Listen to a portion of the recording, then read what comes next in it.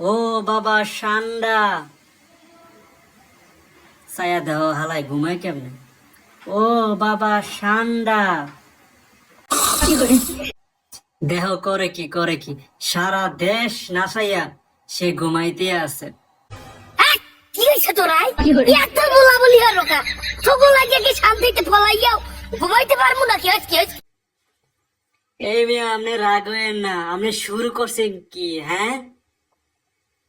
ভাই আল্লাহ রাস্তে তুই একটু বিশ্বাস কর মুই ঠান্ডা না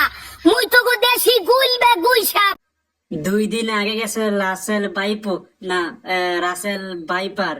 এখন আবার সান্ডা। কি শুরু করছো কি তোমরা? মুই তো গো দেশি গুইল বে গুই সাপ